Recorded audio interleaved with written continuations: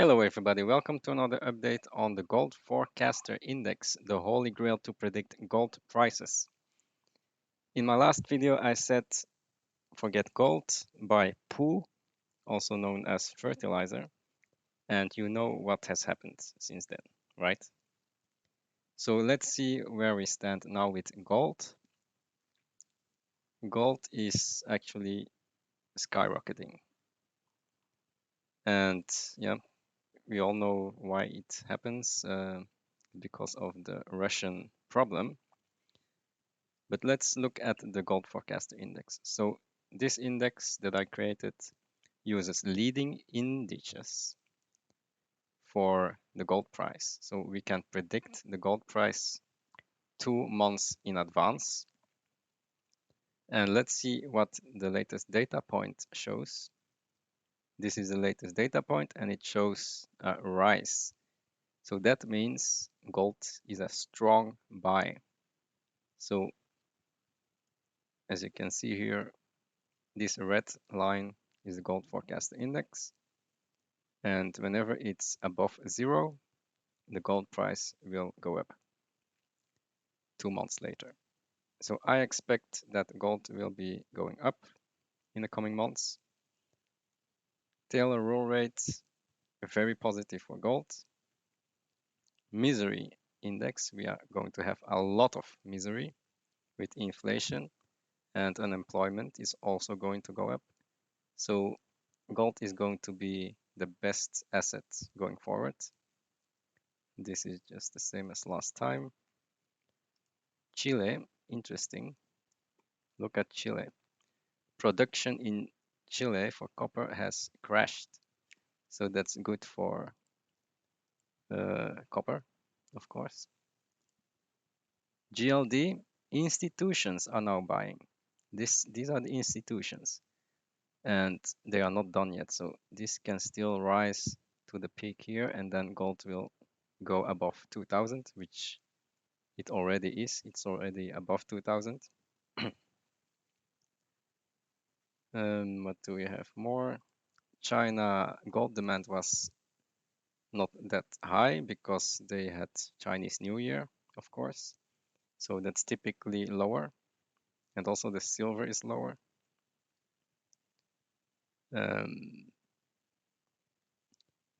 Still the same here. There's a little bit more interest in silver right now.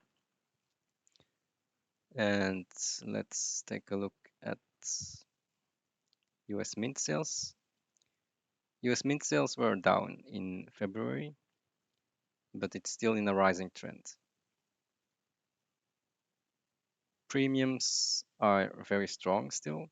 Even with the spike in silver, the premiums are still at 50%. So that's a good sign.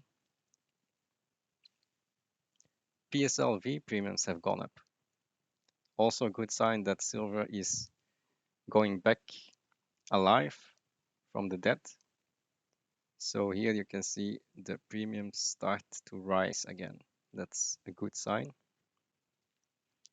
COT report is not that good. You can see that the swaps are very negative. So that's typically a top, but I mean, this can go even more negative, of course, and then the price will rise even more.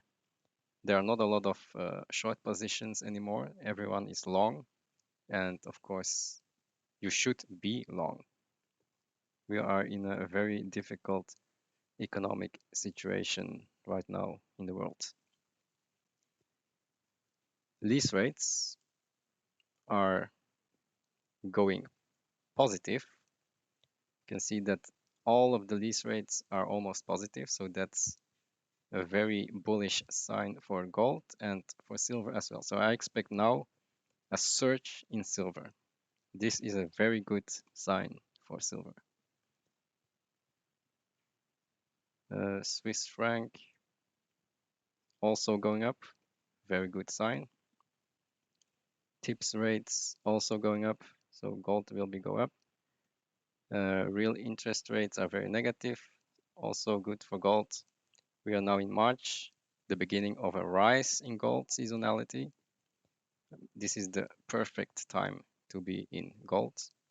For silver as well, March will go up.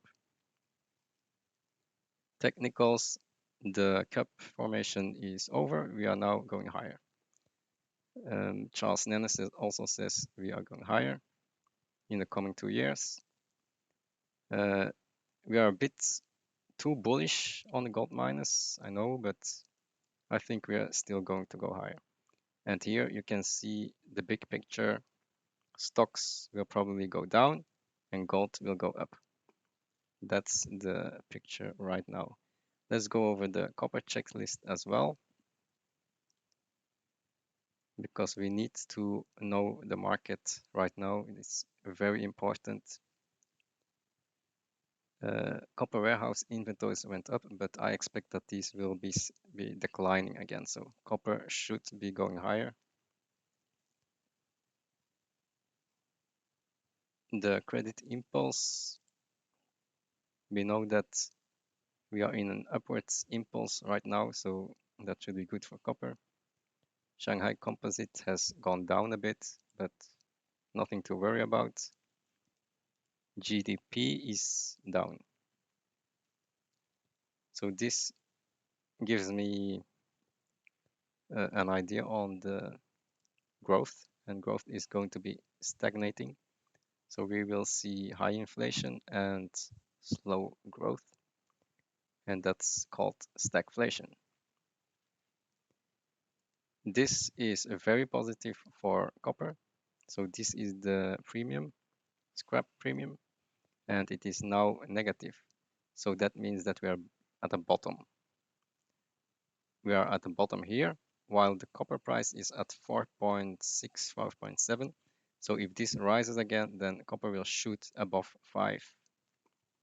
So I expect copper to shoot above 5. And we are now in March, so seasonally copper will be rising.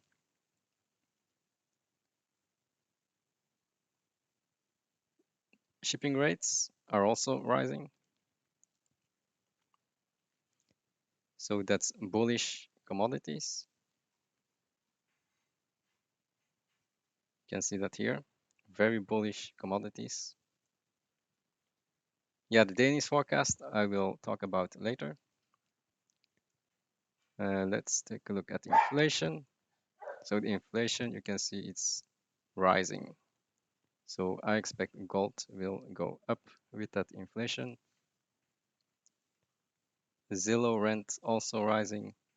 So everything is rising. A lot of inflation coming. Okay, so let's go to the next page.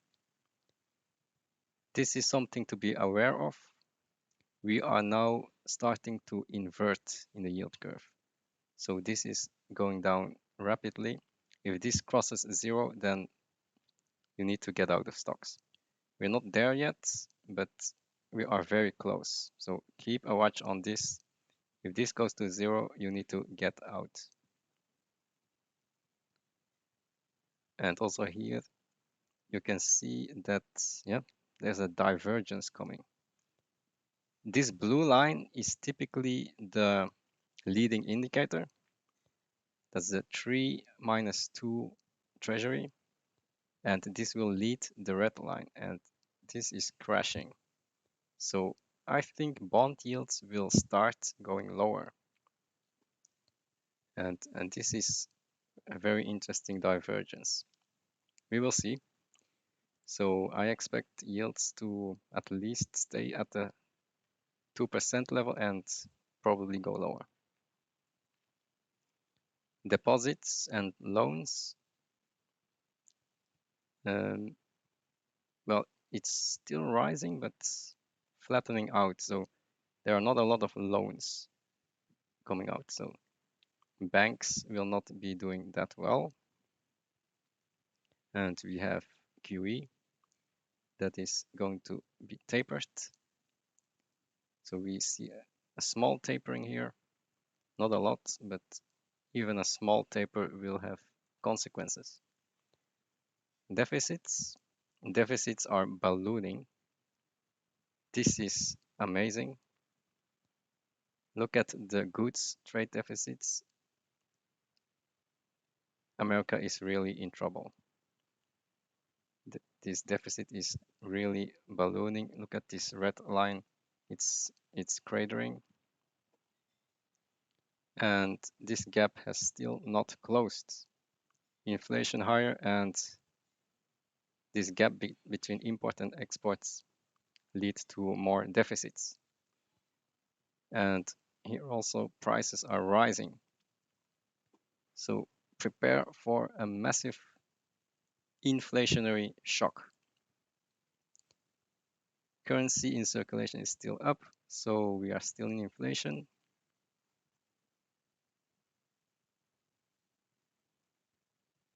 And then here, wanted to show the GDP credit spreads. So this is the 10-year minus the AAA bond. And we see a decline, massive decline. So this is a very bad sign. GDP is cratering. The Atlanta Fed may not say that we are cratering, but this shows me that we are cratering. And you can also see this in the junk bonds. Junk bonds are also cratering, and this will not be good for stocks. Okay, so prepare for the worst. Then we have capacity utilization, which is a leading indicator for gold, and inflation, it is going up. So that's an interesting sign that inflation will continue because capacity utilization is up. Then we have some numbers on defaults. So this is important, revolving consumer credit owned and securitized. If this goes up, that means that people are now using revolving credit, which is the line of credit as a last resort, typically triggered when delinquencies rise. So delinquencies are now rising.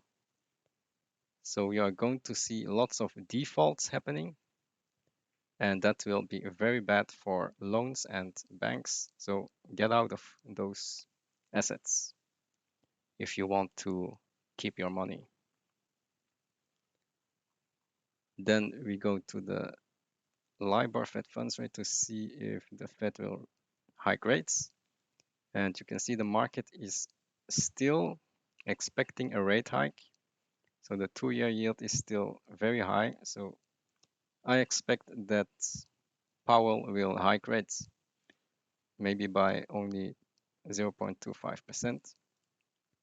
Now, this is important. Yardeni just lowered his forecast today. So this was the last forecast saying that stocks would rebound this year and then go up by 10%. Now, Yardeni says this. Stocks will go down by the end of the year and possibly rebound, but less. So to 5,000. It was at 5,200. Now it's only at 5,000. So Yardeni is saying that stocks will be doing nothing and actually even go down this year. So this is very bad news for stocks and also confirms my GDP crash theory. We are in stagflation. Okay, so what do we do then? We go into commodities. That's the best thing to do. Wheat has gone up, but rice not. So if you eat bread, you can now start eating rice like the Chinese. Sprott Holdings, this is an update. So what did Sprott buy? He bought some of gold mines and Freeport, so copper and aluminum, Rio Tinto. I like Rio Tinto a lot. He also sold euros. So he actually sold, where is it? It was at 100,000 and now it's at 5,000. So he just sold everything. And that's right. Euro is now in a free fall because we have the war with Russia. So yeah, Europe is just going to be done for. There are going to be a lot of inefficiencies in that Eurozone.